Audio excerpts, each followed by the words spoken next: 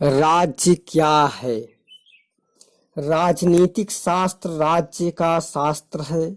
इसलिए हमें प्रारंभ में ही यह समझ लेना चाहिए कि राज्य वस्तुतः है या क्या। दुर्भाग्यवश इस प्रश्न पर विद्वानों का मतैक्य नहीं है। उदाहरण के लिए एक लेखक स्वतंत्रता को राज्य का आवश्यक तत्व मानता है, जबकि दूसरे लेखक के मतानुसार राज्य की विशेषता पराधीनता है। यह बड़ा ही विचित्र लगता है कि राज्य का स्पष्ट और महान तथ्य परिभाषाओं की जटिलता और उलझा हुआ है। यदि हीगल राज्य की नैतिक आदर्श का मूर्त रूप में परिणत हुआ स्वरूप मानता है, तो बेंथम का दृष्टिकोण उपयोगितावादी है और लॉक की दृष्टि से राज्य में समझौते का सिद्धांत क्रियान्वित हुआ है। वास्तविकताओं को समझने की रीतियां। तब हम राज्य जैसे महत्वपूर्ण तथ्य को किस प्रकार समझ सकते हैं? किसी भी प्रश्न को समझने की एक रीति तो यह है कि लक्षित वस्तु की परिभाषा की जाए और उस परिभाषा की अन्य वस्तुओं या व्यक्तियों द्वारा की गई परिभाषाओं से तुलना कर सत्यासत्य का विवेक द्वारा परीक्षण किया जाए। किंतु राज्य की परिभाषा के संबंध में आरंभ में ही अपनी कठिनाई की हमने चर्चा कर दी है। फिर भी परिभाषा वस्तुतः विशेष को समझने की एक पद्धति तो हुई थी। दूसरी यह रीति है कि हम एक वस्तु को समझने के लिए उस वस्तु की क्रियाओं को समझ लें। राज्य को समझने के लिए हम राज्य की क्रियाओं या कर्तव्यों को जानने का प्रयत्न करें। तीसरी रीति यह है कि किसी वस्तु विशेष का स्वभाव समझ लिया जाए, लेकिन यहाँ सब कुछ इस बात पर निर्भर करेगा कि स्वभाव शब्द का क्या अभिप्राय है। चौथी रीति यह है कि राज्य को समझने के लिए हम उसके उद्गम स्थल को ढूंढें और विकास की अवस्थाओं का अध्ययन करें और तब जाने कि राज्य क्या है। पांचवी रीति यह है कि कोई विद्यार्थी रासायनिक की भांति राज्य के समस्त तत्वों का विश्लेषण कर डाले, तब राज्य का धर्म बतलाते हुए इस प्रश्न का उत्तर दे कि राज्य क्या है। राज्य को समझने की छठी रीति यह है कि हम किसी वस्तु का अन्य वस्तुओं पदार्थों से क्या संबंध है, इसकी व्याख्या कर उसे समझे। इस रीति से व्यक्ति का राज्य से क्या संबंध है, इसकी व्याख्या कर उसे समझे। इस रीति से व्यक्ति का राज्य से क्या संबंध है, इस आधार पर राज्य को समझा जा सकता है। या एक राज्य के दूसरे राज्य में क्या संबंध है, इस आधार पर भी उन्हें समझा जा सकता है। सातवीं और अंतिम रीति यह है कि हम यह देखें कि राज्य क्या नहीं है और तब यह जाने कि राज्य क्या है। इस प्रकार हम उत्तर यो भी आरंभ कर सकते हैं कि राज्य शासन तंत्र नहीं, राज्य समाज नहीं है, राज्य राष्ट्र नहीं है, राज्य राष्ट्रीयता नहीं है, आदि आदि, और अंत में राज्य किन किन तत्वों का संगठन है यह बतलाए। अब यह समझ लेना जरूरी है कि एक प्रश्न के उत्तर से या किसी एक विशेष रीति द्वारा राज्य का संपूर्ण चित्र अंकित नहीं किया जा सकता। इसके लिए हमें कई जिज्ञासाएं करनी पड़ेगी और उन जिज्ञासाओं की शांति के लिए अनेक रीतियों के प्रयोगों द्वारा प्रश्नों के उत्तर देने पड़ेंगे। इन सब जिज्ञासाओं के उत्तरों द्वारा ही राज्य संबंधी हमारी धारणा पूर्णता प्राप्त करने में सामर्थ्य होगी। हम सातों रीतियों के सिंह द्वारों से प्रवेश करेंगे और तब अपने लक्ष्य राज्य तक पहुंच पाएंगे। वह सिंह द्वार संक्षेप में इस प्रकार है। पहला परिभाषा, कर्तव्य, दूसरा उद्गम, तीसरा और विकास, चौथा राज्य का स्वभाव, पांचवा तत्व और धर्म, राज्य और व्यक्ति तथा राज्य संबंधी अंतरराष्ट्रीय विधि द्वारा नियोजित दृष्टिकोण, और राज्य का समाज, जाति, संप्रदाय, राष्ट्र, राष्ट्रीयता, शासन तंत्र आदि से अंतर। प्रस्तुत अध्याय में हम राज्य संबंधी विभिन्न परिभाषाओं, अंतरराष्ट्रीय दृष्टिकोण से राज्य के स्वरूप, कालक्रम अनुसार राज्य के ऐतिहासिक विकास, उसके कर्तव्य और धर्म आदि पर विचार करेंगे। इसके उपरांत व्यक्ति का राज्य से संबंध स्थिर करने के पश्चात यह अध्याय समाप्त करेंगे। अतः प्रश्नों के उत्तर आगे वाले अध्याय में दिए जाएंगे। अब हम इसमें जानेंगे कि परिभाषा क्या है, राज्य की परिभाषा क्या है। राजनीति विज्ञान की प्राचीन और मध्ययुगीन परिभाषाएं। राजनीति का उद्गम स्थल प्राचीन यूनान माना जाता है। अस्तु सबसे प्रथम यूनानी विद्वानों ने राज्य की क्या परिभाषाएं की है, उन्हीं की चर्चा करते हुए हम इस अनुच्छेद को आरंभ करेंगे। प्लेटो ने राज्य को एक ऐसा समुदाय बतलाया है जिसमें मनुष्य की प्रतिभाओं को निखारने का सर्वोत्तम मार्ग मिलता है। राजनीति विज्ञान के जनक अरस्तु ने राज्य को ऐसे परिवार और ग्रामों का समूह कहा है जो आत्मनिर्भर और समृद्ध जीवन व्यतीत करने के लिए संगठित किया गया हो। राज्य आत्मनिर्भर और समृद्ध जीवन से सुखी एवं सम्मान पूर्वक जीवन का आशय है। राज्य या राजनीतिक समुदाय का लक्ष्य उत्तम आदर्शों की प्राप्ति होता है।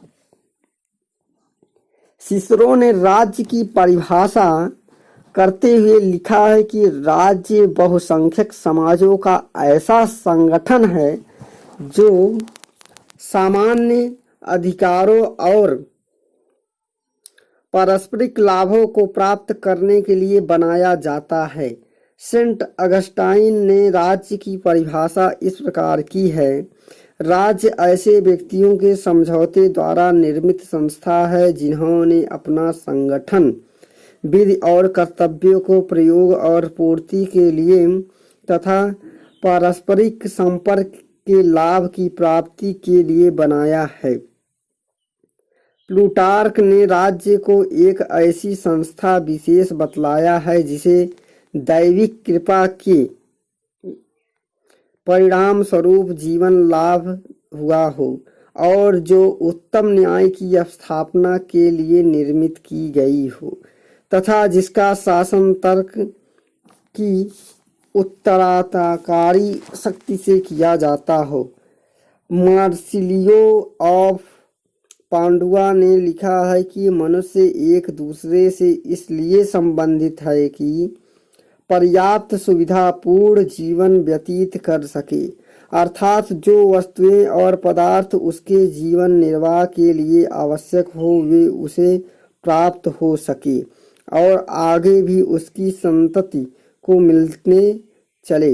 इस अभिप्राय से रचित सामूहिकरण की पूर्णता अर्थात जिसमें आत्मनिर्भरता हो राज्य कहलाती है। क्यूबा के निकोलस के कथनानुसार राज्य प्राकृतिक विधियों के आधार पर बनता है। आधुनिक काल में आधुनिक युगीन परिभाषाएं। मैकियावेली ने राज्य को राजनीतिक विकास का आधार तत्व बतलाया है। लूथर का कथन था कि शुद्ध राज्य केवल एक ऐसी संस्था है जो ईश्वर और जनप्रिय होती है। बोधा ने राज्य को एक ऐसा सहचर बतलाया व्यवस्था जो परिवारों तथा अन्य सामान्य विषयों के संचालन में उच्च शक्ति एवं तार्किकता का प्रयोग करता है। होरोग्रोसस ने राज्य को एक ऐसा पूर्णता प्राप्त समाज बतलाया है जो सर्वथा स्वतंत्र था। पुरुषों ने सामान्य संपर्कों से प्राप्त होने वाले लाभों तथा अधिकारों के प्रयोग के लिए बतलाया हूँ। हब्ज ने राज्य शब्द का प्रयोग न करते हुए उसके संबंध में कहा है कि एक ऐसा व्यक्ति जो पारस्परिक समझौते के आधार पर एक जन समूह के लिए उस जनशक्ति के समस्त साधनों का आवश्यकता अनुसार जनता की शक्ति और उसकी सुरक्षा के लिए प्रयोग कर सके। जॉन लॉक ने कॉमनवेल्थ शब्द का प्रयोग किया है और परिभाषा की है कि वह शक्ति जिसके द्वारा समाज के सदस्यों के पारस्परिक संघर्षों का निपटारा किया जा सके और अपराधी व्यक्ति को दंडित किया जा सके, अर्थात विधि बनाने का अधिकार और ऐसे व्यक्तियों के विरुद्ध कार्रवाई की जा सके जो समाज के सदस्य नहीं हैं किंतु समाज के सदस्यों की क्षति पहुंचाते हैं, अर्थात युद्ध का अधिकार या समस्त अधिकार जहां तक संभव हो समाज के सदस्यों को संपत्ति की रक्षा के लिए किए जाए। विंटन ने राज्य की व्याख्या इस प्रकार की है कि जब बहुसंख्यक व्यक्ति प्रजा जिन्हें हम यह मान लेते हैं कि एक ऐसे व्यक्ति अथवा व्यक्तियों का एक समूह के प्रति आज्ञाकारी है जिनकी पद एवं मर्यादा निश्चित है, जिनको राज्यपाल या राज्यपाल वर्ग का व्यक्ति कहा जा सकता है, तो वह सब मिलकर राज्यपाल अथवा राज्यपाल वर्ग के व्यक्ति तथा प्रजा राज्य कहलाएंगे। हार्बर्ट स्पेंसर ने राज्य की परिभाषा इस प्रकार की है कि एक ऐसी व्यापारिक संस्था यानी ज्वाइंट स्टॉक कंपनी जो व्यक्तियों को परस्पर सुरक्षा का आश्वासन देती है। इसके विपरीत वर्क ने कहा है कि राज्य को काली मिर्च या काफी वस्तु या तंबाकू अथवा इसी प्रकार की तुच्छ वस्तुओं के व्यापार के लिए किए गए व्यापारिक साझे सी कोई वस्तु नहीं समझना चाहिए। जो साझे संबंधित व्यक्तियों की इच्छा पर निर्भर रहते हैं और जब इनकी इच्छा होती है भंग कर दिए जाते हैं। राज्य का साझा ऐसा है जिस पर श्रद्धा होनी चाहिए, क्योंकि यह साझेदारी केवल अल्पाई और नश्वर पशुवत अस्तित्व को समाप्त करने के लिए नहीं होती, प्रत्युत यह एक ऐसा साझेदारी है जो सर्वांगीण है। यह जीवन की समस्त कलाओं तथा विज्ञानों के लिए है। इस साझेदारी में संपूर्ण मानवीय गुणों और पूर्णत्व का प्रतिनिधित्व होता है। इस प्रकार की साझेदारी का लक्ष्य एक पीढ़ी में नहीं पूरा हो जाता, इसलिए इस प्रकार की साझेदारी केवल जीवित पीढ़ी के लिए ही बीच न होकर गत और आगामी पीढ़ियों के बीच भी होती है। हीगल का विचार था कि राज्य एक नैतिक भाव का मूर्त रूप है। इसमें वस्तु रूप आत्मा और दृढ़ स्वतंत्रता का सम्मिश्रण है। अमेरिका के सर्वोच्च न्यायालय ने एक बार यह व्याख्या की थी कि राज्य का एक लिखित संविधान होना चाहिए और शासन तंत्र उसके विधान की सीमाओं से हो और उस शासन तंत्र की स्थापना सच्चे नागरिकों की सहमति से हुई हो। मार्क्सवादियों का मत है कि राज्य दरिद्रों के शोषण के लिए धनवानों का षड्यंत्र है। आधुनिक कालीन परिभाषाएं। आधुनिक काल में राज्य संबंधी परिभाषाओं में ब्लंटसली की परिभाषा महत्वपूर्ण है। ब्लंटसली ने किसी निश्चित भूमि प्रदेश के निवासियों का अपना राजनीतिक रूप में संगठन राज्य बतलाता है। गार्वेस ने लिखा है कि मानव जीवों का एक अंश जो इकाई माना जाता हो राज्य कहलाएगा। एशियन ने लिखा है किसी राष्ट्र के न्याय सम्मत स्वरूप को बतलाया है। दुर्वी ने लिखा है कि राज्य का अस्तित्व वही माना जाएगा जहाँ एक निश्चित समाज में राजनीतिक अंतर शासन और प्रजा हो। यह अंतर फिर चाहे जितना प्रारंभिक या जटिल और विकसित हो। ओपेनहाइमर ने लिखा है कि राज्य वह है जिसमें समाज वर्गों में विभाजन हो, अर्थात सामाजिक दृष्टि से एक वर्ग कुलीन हो तथा दूसरा वर्ग निम्न हो। इस वर्गीकरण का आधार या तो श्रेणी हो या फिर संपत्ति हो। डॉक्टर हॉलैंड ने राज्य की परिभाषा करते हुए कहा है कि बहुसंख्यक वर्गों का सामूहिकरण सामान्यतः जो एक निश्चित भूमि प्रदेश पर निवासी होता है, जिसमें या तो बहुमत का या किसी वर्ग विशेष की इच्छा को विरोधियों के प्रतिकूल होने पर भी मान्यता मिलती है।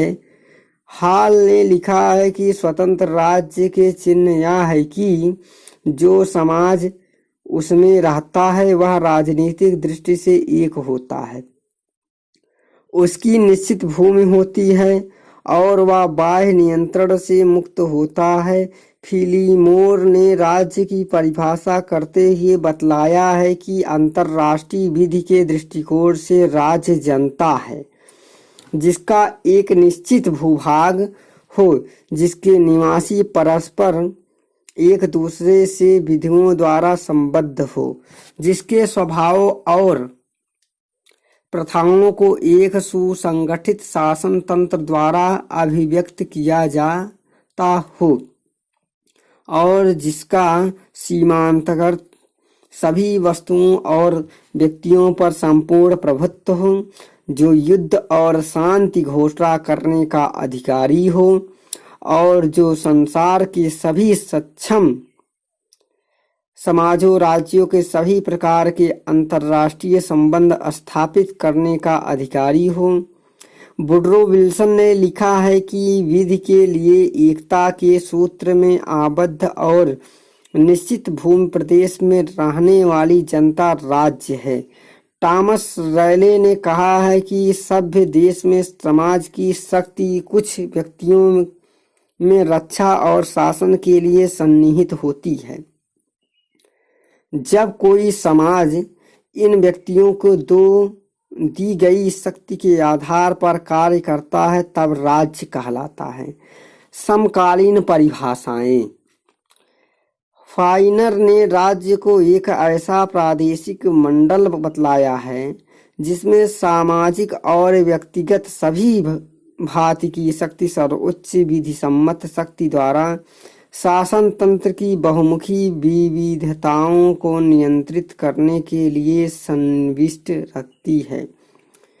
प्रोफेसर गिलक्राइस्ट के अनुसार जब बहुसंख्यक व्यक्ति जो किसी निश्चित भूभाग में रहते हों एक ऐसे शासन तंत्र के अंतर्गत संगठित हो जाएं जो आंतरिक क्षेत्रों में तो संप्रभुता को अभिव्यक्त करने का साधन हो और बाह्य संबंधों में अन्य राष्ट्रों के नियंत्रण से मुक्त हो, तो वह राज्य कहलाता है।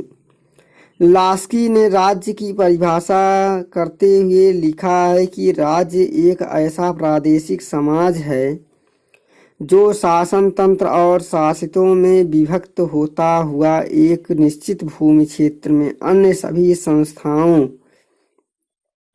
से सर्वोच्च होने का दावा करता है।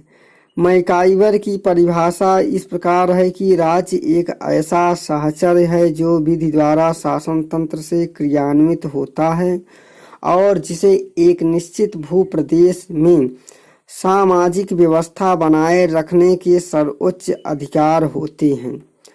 फासिस्टों ने राज्य की एक रहस्यवादी विचारमाला बना डाली थी। मुसोलिनी ने एक स्थान पर कहा है कि राज्य जनता की आत्मा और भावना है।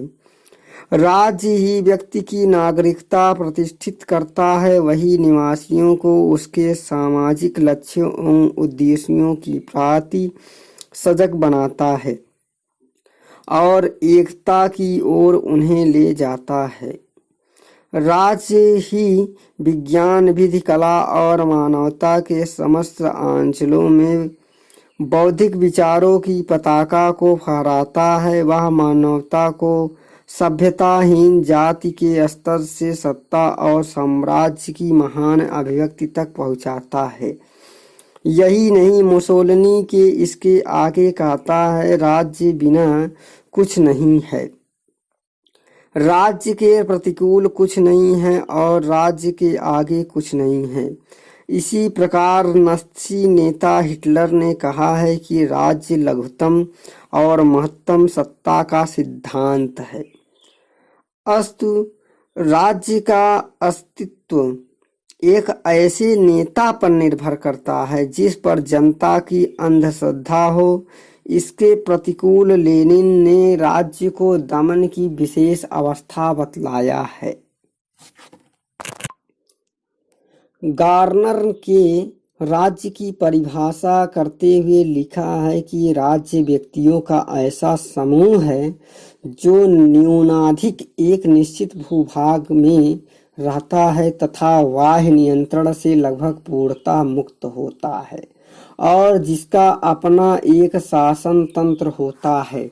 इस शासन तंत्र के प्रति सभी निवासियों में स्वभावतः आज्ञा पालन की भावना होती है।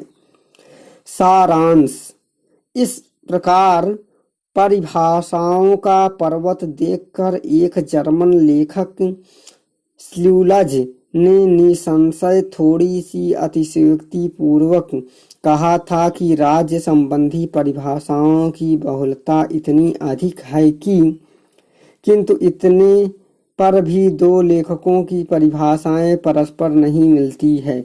यह अवश्य ही सत्य है कि प्रत्येक राजनीतिक दार्शनिक ने अपने दृष्टिकोण से भिन्न भिन्न प्रकार की परिभाषाएं की है। एक अति आस्तिक राजनीतिज्ञ राज्य को दैवी बतलाता है, जबकि दूसरा राज्य के सिद्धांत को अनुबंधक मानता है। व्यक्तिगत स्वतंत्रता से अधिक विश्वास रखने वाला राजनीतिक राज्य को आवश्यक बुराई बतलाता है, जबकि सामाजिक दृष्टि से राज्य को देखने वाले राजनीतिज्ञ के मतानुसार राज्य पूर्ण समाज या अपर्यवेक है। समाज शास्त्री पद्धति के अनुसार राज्य के क्रमिक विकास में विश्वास करने वाले राजनीतिज्ञों के लिए राज्य प्राथमिक रूप से सामाजिक तत्व है, जिसकी परिभाषा वह नितांत भिन्न रीति से करता है। न्यायमूलक पद्धति की अवलंबन करने वाले व्यक्ति की दृष्टि से राज्य समाज का न्याय सम्मत स्वरूप है। इसी प्रकार अंतरराष्ट्रीय विधानों के संबंध में विचार प्रकट करने वाले लेखक जिस तत्व पर अधिक बल देते हैं, उसी तत्व की राजनीतिक वैज्ञानिक या तो पूर्ण उपेक्षा कर देते हैं अथवा उसका न्यूनतम महत्व आंकते हैं। दार्शनिक राजनीतिज्ञ अपने अमूर्त ढंग से विचार या कर तदनुसार परिभाषाओं की रचना करते हैं। राज्य का ऐतिहासिक विकास। हमने अभी राज्य संबंधी कई परिभाषाएं दी और संकेत किया कि इन परिभाषाओं के शब्दों में कितने सिद्धांत उलझे हुए हैं, लेकिन हम लोग उस समय तक राज्य को उचित रीति से समझ ना पाएंगे जब तक कि राज्य के ऐतिहासिक विकास पर एक दृष्टि न डाले ले, तथा इसके साथ ही यह न समझ ले कि राज्य के लिए कौन कौन से तत्व आवश्यक और अनिवार्य होते हैं और उनके गुण क्या हैं।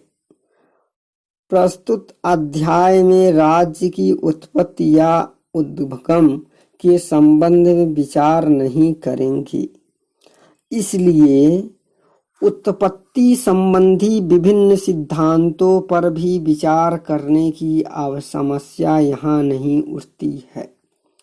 हमें यह देखना है कि इतिहास की धाराओं में राज्य के भिन्न भिन्न स्वरूप क्या और किस प्रकार रहे हैं।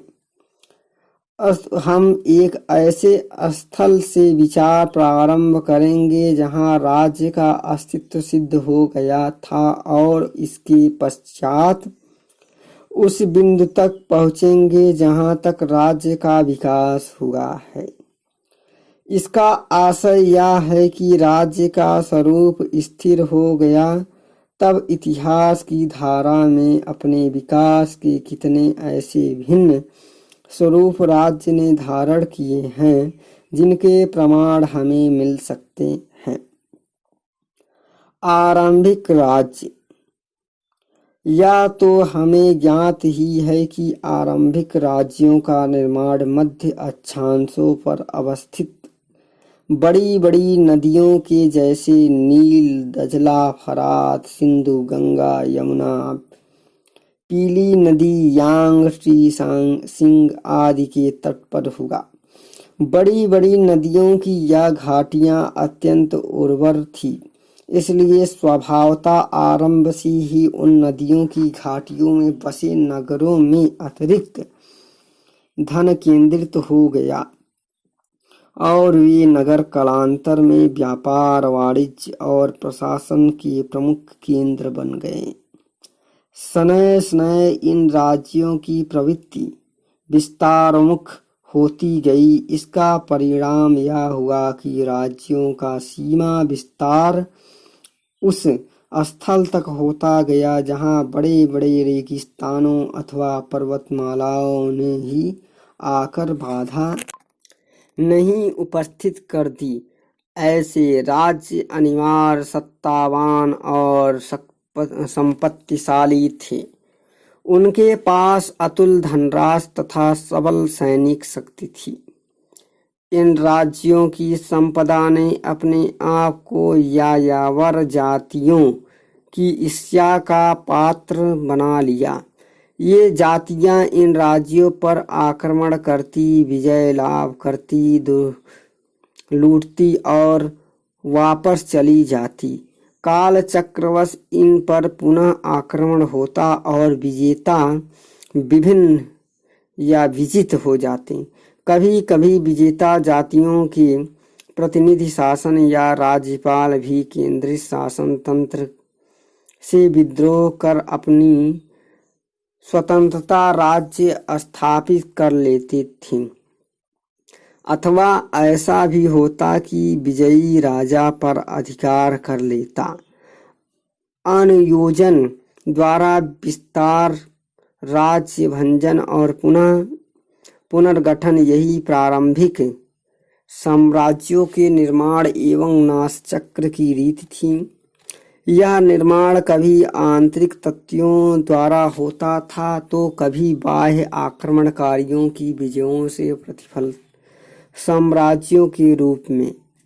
किंतु उन दिनों साम्राज्य राजनीतिक दृष्टि से चाहे जितने अस्थिर रहे हों, सामाजिक अवस्था दृढ़ और स्थिर थी। इसका कारण यह हो सकता है कि तत्कालीन सामाजिक व्यवस्था का आधारभूत तत्व कृषि था। कृषक गतिवान नहीं होते, परिवर्तन उन्हें अरुचिकर होता है और वे राजनीतिक के जंजाल में उस समय तक उलझना उचित नहीं समझते और उससे उदासीन रहते हैं जब तक उन्हें भूमि जोतने की सुरक्षा का आश्वासन प्राप्त रहता है। सामाजिक और आर्थिक रूपरेखा के अनिवार्य तत्व को स्थिरता उन संस्थाओं के विकास द्वारा चिन्हित होती है जो वास्तविक या यथार्थ राज्य को प्रारंभिक असभ्य जाति व्यवस्था से भिन्न करते हैं, जहाँ विधि विधान परंपराओं एवं प्रथाओं का स्थान ग्रहण करते हैं। इनमें सुसंगठित सेनाएं आवश्यक तत्व हैं। पौर्वात्य समाज। उक्त चर्चाओं से हमें यह कल्पना न कर लेना चाहिए कि प्रारंभिक राज्य या साम्राज्य सर्वदा असभ्य एवं बर्बर थे, क्योंकि यह ज्ञात है कि बेबीलोनिया वासियों तथा मिस्र वासियों का विज्ञान संबंधी ज्ञान कितना विकसित था। उन्हें समय का माप करना आता था। गणित संबंधी उनकी योग्यता भी कम नहीं थी। हम्मुराबी के सामाजिक विधान का सिद्धांत शास्त्र उसकी सामान्य बुद्धिमत्ता का परिचायक है। इसमें जीवन कला को संयमित करने के लगभग प्रत्येक काल्पनीय पक्ष की चर्चा है। वह यह भी राज्य प्रकट करता है कि इन दोनों सामाजिक व्यवस्था कितनी उन्नत थी। सुमेरियन के संबंध में कहा जाता है कि राज शासन अधिकारियों को एक निश्चित काल के लिए निर्वाचित करते थे। उनके यहाँ वार्षिक नियुक्तियां भी होती थी। गुप्त मतदान की व्यवस्था थी, उनके यहाँ थी। पौर्वात्य साम्राज्य बड़े विस्तृत हुआ करते थे। कभी कभी उनके शासन क्रूर और कठोर होते थे और कभी कभी कहीं पर उन्हें शासकों के हृदय में इतनी अधिक प्रजावत्सलता हुआ करती थी कि उनकी करुणशीलता प्रत्येक शासन कार्य में फूट मिलती थी।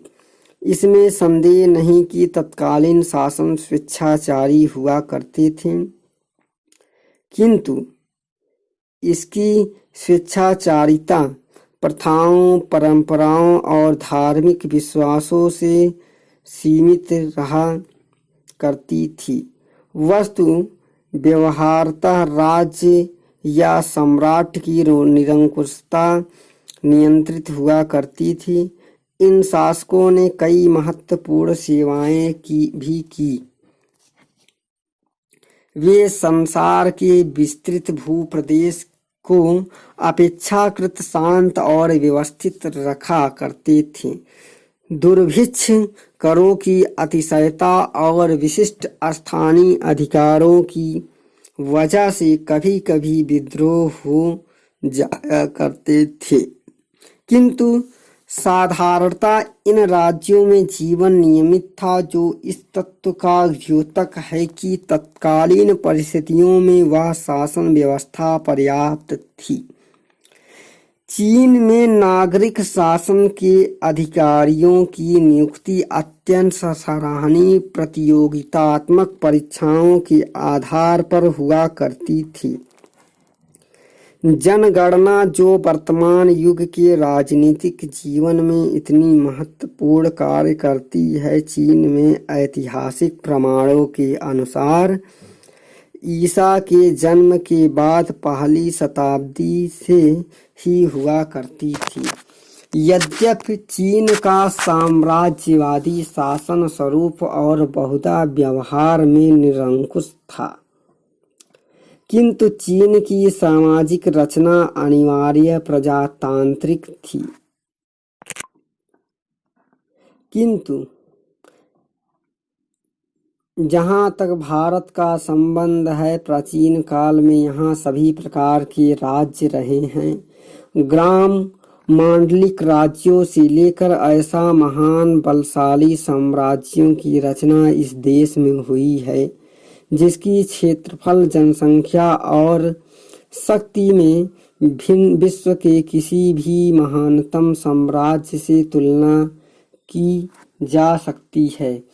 ईसा के पूर्व की तृतीय और चतुर्थ शताब्दी में चंद्रगुप्त और अशोक के मौर्य साम्राज्य ब्रिटेन के भारतीय साम्राज्य से भी बड़े थे और अपने समय के संसार के सबसे बड़े राज्यों में थे। मौर्य साम्राज्य ने मिस्र तथा यूनान के राज्यों से अपने कूटनीतिक संबंध स्थापित किए थे। विदेशी राज्य भी विश्व के समतम राज्य के रूप में मौर्य साम्राज्य का आदर किया करते थे। ईसा की प्रथम और द्वितीय शताब्दी के हिंदू राज्य भारत के उत्तर तथा उत्तर पश्चिम प्रदेश में फैले हुए थे।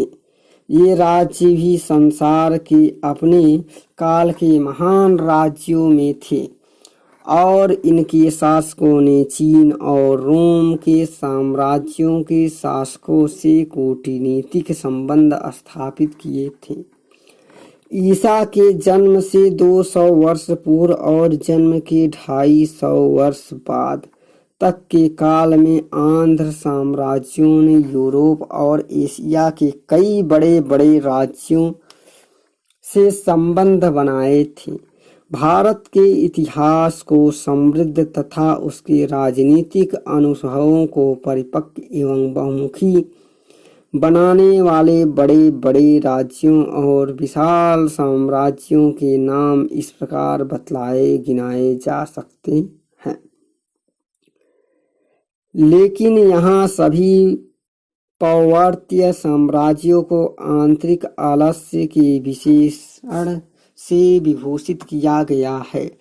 इसलिए अधिक विकसित और प्रगतिवान राज्यों के स्वरूप के लिए हमें पश्चिम के राज्यों के बारे में ज्ञान प्राप्त करना चाहिए। पाश्चात्य राज्य मूलतः पाश्चात्य राज्यों का प्रदेश एजियन और पूर्वी भूमध्य सागर का तटवर्ती क्षेत्र था। वहाँ विभिन्न समाजों ने अल्पांशतः विभिन्न दिशांतरों से सभ्यता का विकास किया। इन प्रदेशों के राज्यों ने समुद्रों को बाधा न मानकर आवागमन का साधन बनाया। हमारा उन पुरुषों के संबंध में ज्ञान बड़ा अपूर्ण है जिन्होंने ट्राय, क्रीट, मायसी आदि ने जल सैनिक राज्यों की स्थापना की। भूमध्य सागर के तटवर्ती फोनेशियन राज्य तथा यूनान के उपद्वीपों पर अवस्थित नगर राज्यों के संस्थापकों के संबंध में जो तो हमें और भी अल्प ज्ञान है। इन सब राज्यों में कुछ न कुछ समानता अवश्य है। इन सब का उत्थान व्यापार वाणिज्य के कारण हुआ था। इन राज्यों के व्यापारी या तो अपने देश की सामग्री के निर्यात आयात से धन अर्जित करते थे अथवा लूट के माल का व्यापार करते थे। बहुधा ऐसा करते थे कि दोनों का व्यापार हुआ करता था। ये राज्य आकार प्रकार में छोटे हुआ करते थे, इसलिए इनकी रक्षा भी सरलता पूर्वक हो जाया करती थी। वे अपने शासित प्रदेशों के विस्तार पर महान या लघु नहीं समझे जाया करते थे, वरन उनकी लघुता महानता व्यापारिक चौकियां या उपनिवेशों की संख्याओं पर निर्भर थी। इन राज्यों की चरित्रता और अंतर्ग्राहिता बहुत ही थी। इन राज्यों के नगर विचारों के संगम स्थल थे। यूनान के नगर राज्य यूनानी नगर राज्य सर्वोच्च और सर्वाधिक विकसित राज्यों के उदाहरण हैं। ये नगर राज्य छोटी छोटी इकाइयों में विभाजित थे और इन पर किसी प्रकार का कोई बाह्य नियंत्रण नहीं था। इन राज्यों ने अपनी सीमित प्रादेशिक रेखाओं के अंतर्गत ही विशेष प्रकार के शास्त्र तंत्रों की स्थापना की थी, जो किसी एक नेता पर निर्भर नहीं, प्रत्युत राज्य के सदस्यों के बहुमत तथा उनकी सामान्य इच्छा पर नगर राज्यों का शासन चला करता था। राज्य के ये सदस्य प्रजा वर्ग न होकर नागरिक कहलाते थे। इन नगर राज्यों के स्वशासन का मुख्य कारण यह था कि उनका प्रादेशिक विस्तार अधिक न था और जनसंख्या भी न्यून थी। एक प्रकार से इकाइयों की लघुता ही नगर राज्यों के स्वराज्य का अधिकार था। शासकों और शासितों का पारस्परिक संपर्क अत्यंत निकटतापूर्ण था। तभी सभी तत्कालीन समस्याओं पर नागरिक स्वयं मिलजुल कर विचार कर लिया करते थे और अधिक व्यस्त न होने के कारण आवश्यक प्रश्नों को किसी नेता के भरोसे नहीं छोड़ा जाता था। इस पद्धति की उत्पत्ति इतिहास में खोजना सरल नहीं है, लेकिन हमें इतना अवश्य ज्ञात है कि यूनानियों ने अत्यंत शीघ्र ही वंश परंपरागत शासन प्रणाली में घृणा करना आरंभ कर दिया था। इस शासन प्रणाली को उत्पीड़न की संज्ञा से संबोधित करते थे। नागरिकता का यूनानी विचार क्या था? यूनानी नागरिकता का अधिकार केवल अपने निवासियों को ही देते थे और विदेशी एवं दास नागरिक अधिकार से वंचित रखे जाते थे। नागरिक सांघीकरण जैसा कोई व्यवस्था नहीं थी। यद्यपि नागरिकता सीमित थी, तथापि उसका क्षेत्र अत्यंत व्यापक था। इसका कारण यह है कि नागरिक ही वस्तुतः सब अधिकारियों का निर्वाचन करते थे तथा विधानमंडल विधि निर्माण का कार्य करते थे। न्याय भार भी उन्हीं पर हुआ करता था। वे सामूहिक रूप से नगर राज्य की नीति के लिए उत्तरदायी हुआ करते थे। इस प्रकार प्राचीन यूनानी व्यवस्था ने हमें विधानमंडलिक सामग्रियां और उपादान, प्रत्यक्ष प्रजातंत्रवाद के सिद्धांत और नागरिकता की विचारधारा प्रदान की। यूनानी राजनीति का विकास चक्र। किंतु यूनान में प्रजातंत्रवाद निरंतर विद्यमान रहने वाला तत्व न था।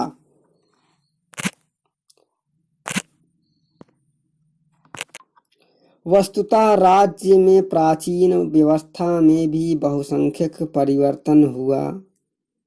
प्रारंभिक राज्य पद्धति या स्वेच्छाचारी राजतंत्र से वे उच्च कुलीन तंत्र के शासन में विश्वास करने लगे थे, जिसका सर्वाधिक महत्वपूर्ण पक्ष यह है कि उसमें राज्य की शक्ति क्षय हो जाती है और वह अंत में केवल प्रतीकात्मक अध्यक्ष रह जाता है। इसके बाद उत्पीड़नात्मक राज्य कहा जाता है कि अत्यंत अनियमित, अवैधानिक और स्वेच्छाचारी शासन की पुनर्स्थापना थी। ऐसा राज्य बहुधा हुआ करते थे, किंतु उनका यूनान के नगर राज्यों की स्थापना के पूर्व होना आवश्यक न था। इन उत्पीड़नकारी शासकों के लुप्त होने के पश्चात यूनान का उज्ज्वल काल आरंभ हुआ, जिसमें स्नेह स्नेह उनका प्रजातांत्रिक विकास होता गया।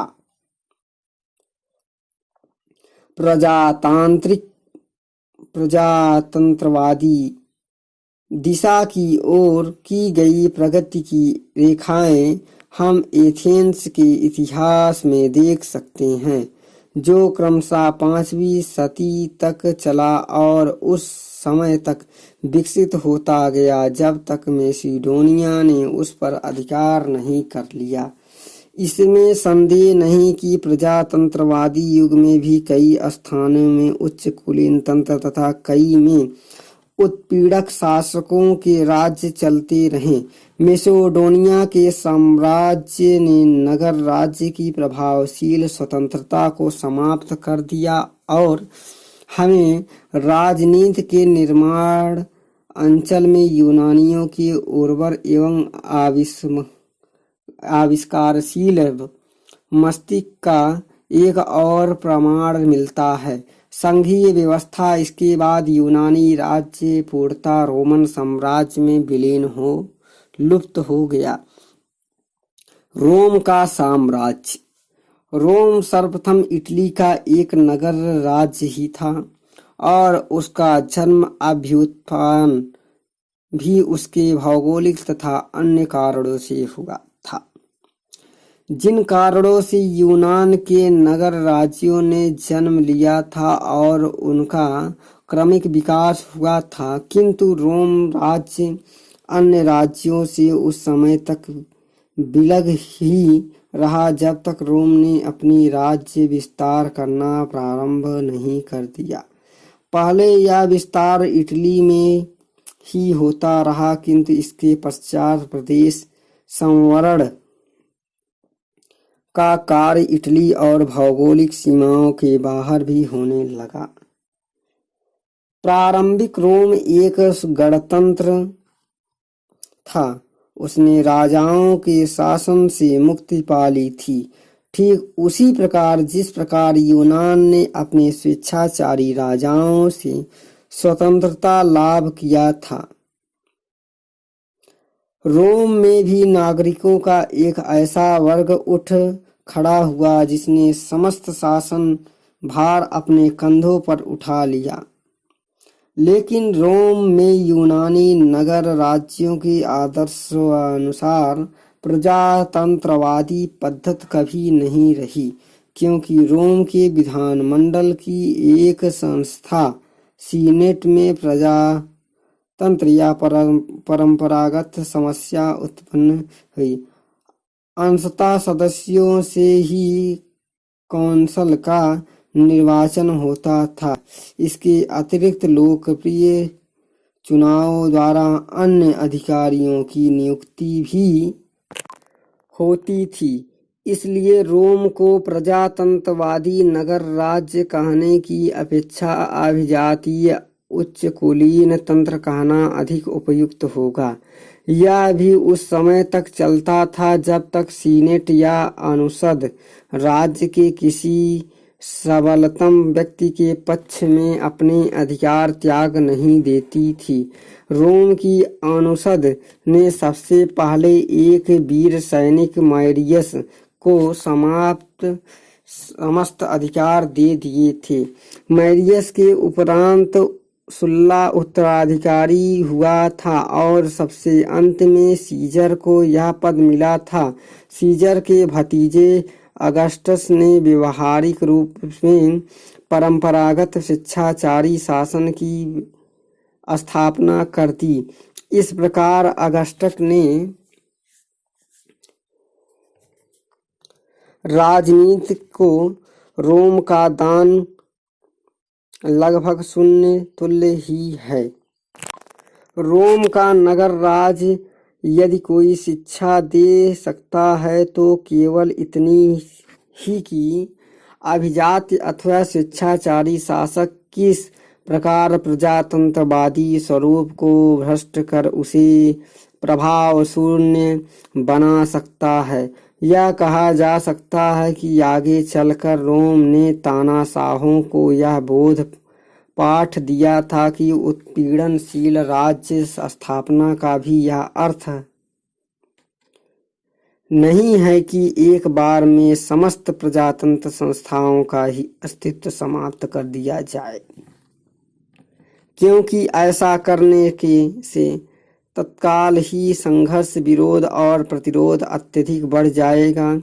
इन संस्थाओं को धीरे धीरे शक्तिहीन बनाकर तब समाप्त करना चाहिए। जब तक ऐसा न हो तब तक उसके बाह्य स्वरूप का सम्मान करना चाहिए।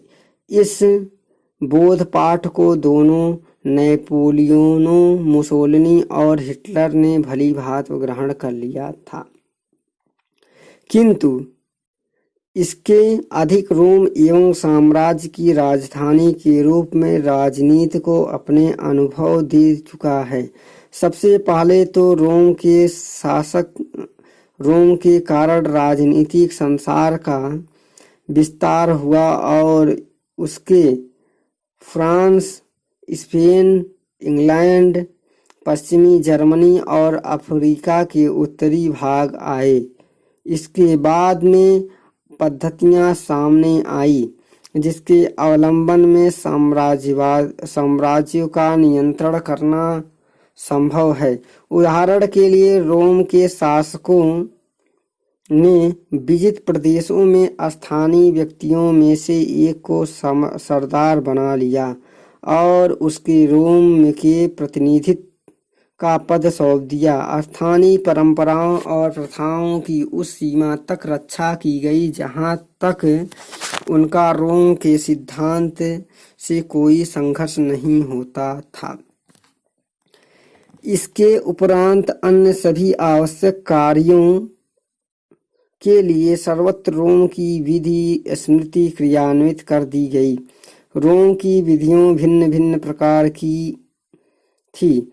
दासों से लेकर स्वतंत्र आंतरिक व्यक्तियों तक के लिए और संपूर्ण नागरिकों के शासन के लिए निश्चित थी।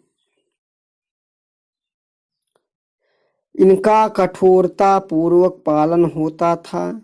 यही नहीं, राजभक्त रोम साम्राज्यवादियों का रोम की नागरिकता से अभिषिक्त किया जाता था।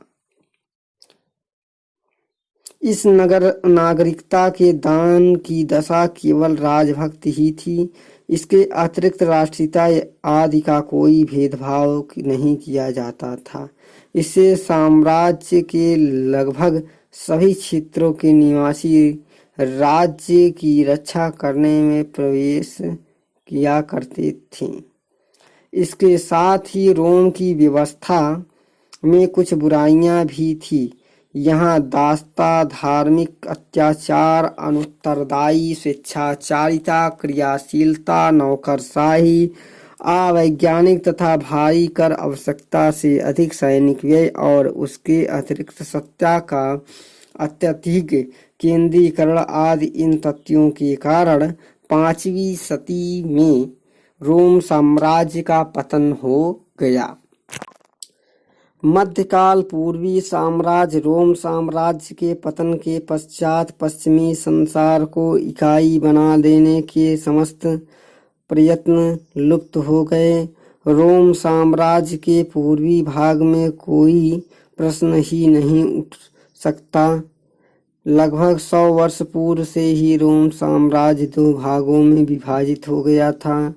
सीजर के उत्तराधिकारी शासकों ने जो वाइजेंटियम में शासन करते थे, शासन की अंश परंपरागत सिन्यूकस शासन व्यवस्था आरंभ कर दी थी। इसके पश्चात पहले अरब और इसके बाद तुर्क आए, किंतु दोनों में से एक ने भी शासन पद्धति में कोई नवीन परिवर्तन नहीं किया। प्रथम महायुद्ध के पूर्व तक अधिकांश पूर्वी साम्राज्यों के शासित अनुत्तरदायी उत्पीड़क समाजों के अतिरिक्त अन्य किसी भी प्रकार के शासन से परिचित न थे। इस शासन ने जनता में स्वतंत्रता या क्रियाशीलता का कोई भावना न छोड़ी। जनता कुशासन, अदक्षता और भ्रष्टाचार के दुर्गुणों से बुरी तरह पीड़ित थी। या तो दशा थी रोम साम्राज्य के आधे भाग की। पाश्चात्य सामंतवादी राज्य पूर्वी साम्राज्य की तुलना में पश्चिमी साम्राज्य का घटनाक्रम अत्यंत भिन्न रीति से घूमा। रोम साम्राज्य के पतन के बाद पश्चिमी में उसकी ऐसा सबल विलयन हुआ कि यह संपूर्ण भाग छोटे छोटे टुकड़ों में विभक्त हो गया ऐसी दशा में केवल भूमि ही वास्तविक संपत्ति थी तथा भूमिवान व्यक्ति ही दासों तथा लगान पर जोतने वाले किसानों के सर्वोच्च स्वामी थे। अपनी सीमा में ये जमींदार शांति तथा व्यवस्था बनाए रखते थे और न्यूनतम आर्थिक कार्यों के में अपने होने रहने का प्रबंध कर देते थे। इस प्रकार छोटे छोटे प्रदेशों में बहुत से संपन्न हो गए थे। ये लोग अपने क्षेत्र का शासन छोटे छोटे राजा की भात किया करते थे। इन सामंतों ने लगान देने वाले किसानों के मुखिया को भी सैनिक तथा वित्तीय सेवाओं के उपलक्ष्य में कुछ अधिकार दे रखे थे। इस प्रकार की सत्ता व्यवस्था और नियंत्रण को सामान्यतः सामंतवादी राज्य व्यवस्था कहा जाता है। किसी केंद्रीय सत्ता के पतन के पश्चात जो रिक्त स्थान की पूर्ति प्रादेशिक अभिजात्य शासन के आधार पर की जाती है वही सामंतवादी राज्य व्यवस्था कहलाने लगता है। धार्मिक रोम साम्राज्य। लेकिन क्रमशः अपेक्षाकृत बलशाली सामंतों ने निर्बल सामंतों का दमन कर दिया और छोटे छोटे राज्य बना लिया गई। यही राज्य कालांतर में विस्तृत और सबलतर होने लगे। इसके लिए ऐसा होने के कारण या तो युद्धों में होने वाली विजय थी अथवा सौभाग्यवान विवाह संबंध थे। इसके कारण राज्य के उत्तराधिकारी भी मिल जाते थे। अधिकार के इस सामूहिकरण का अधिकांशतः उन लोगों द्वारा स्वागत किया गया था जो शांति और व्यवस्था के इच्छुक रहा करते थे। इस प्रकार पश्चिम में फ्रांस, इंग्लैंड, जर्मनी और केंद्रीय यूरोप के बहुत से अनेक छोटे छोटे राज्यों का उदय हुआ। इसे रोम का धार्मिक सम्राट कहा जाता था। इस प्रकार बहुत से छोटे छोटे राज्यों ने, जिनके कुछ नगर राज्य भी सम्मिलित थे, पश्चिमी संसार का एक नवीन मानचित्र बना डाला। इस प्रकार हम अनेक प्रादेशिक भू स्वामियों को देखते हैं जिनकी शक्ति दो सत्ताधारियों द्वारा सीमित थी, जिनमें से एक रोम का धार्मिक सम्राट था और दूसरा रोम का धार्मिक गिरजा था। हम रोम के धार्मिक सम्राट के बारे में तो ऊपर की पंक्तियों में कुछ कह दिए गए हैं। अब रोम के धार्मिक गिरजा के बारे में भी कुछ बतलाना आवश्यक प्रतीत होता है। मध्यकालीन गिरजा तथा उसका राज्य से संघर्ष ईसाई धर्म कई परिवर्तनों और प्रहारों के पश्चात रोम काल में यूरोप में प्रविष्ट हुआ। रोम साम्राज्य के पतन के उपरांत यह समस्या उत्पन्न हुई कि राज्य और गिरजा के बीच संबंध कैसे रहे। गिरजा सार्वभौम संस्था थी और उसकी शक्ति धर्म, गुरु, पोप तथा ईश्वर के लिए थी, परंतु गिरजा केवल जनता के आध्यात्मिक उत्थान कार्य तक ही सीमित नहीं थी। उसके अधिकार भी भूमि तथा अन्य प्रकार की संपत्ति थी तथा वह प्रशासन और न्याय कार्य में भाग लेता था। छोटी से छोटी बात में छोटी से छोटी पादरी पर गिरजा का भी नियंत्रण चलता था। राज्यों को धर्म, गुरु, पोप का प्रशासन तथा न्याय कार्य संबंधी हस्तक्षेप अत्यंत अप्रिय लगा करता था, अस्तु वे इसका विरोध किया करते थे। किंतु इसके साथ कठिनाई यह थी कि विवाह, उत्तराधिकार आदि के मामलों में गिरजाघर की उपेक्षा नहीं की जा सकती थी और उन कृत्यों को भी उचित नहीं ठहराया जा सकता था जिन्हें धर्म, गुरु या अपराध घोषित कर देते थे। इस इतिहास के इन्हीं संघर्ष रंजित पृष्ठों में 14वीं शताब्दी के एक और निरंकुश साम्राज्य उठ खड़ा हुआ। इस साम्राज्य के अभ्युत्थान की कथा पर ध्यान देने की आवश्यकता है, किंतु ऐसा करने के पूर्व मध्य युग के अनुदान पर विचार कर लेना चाहिए।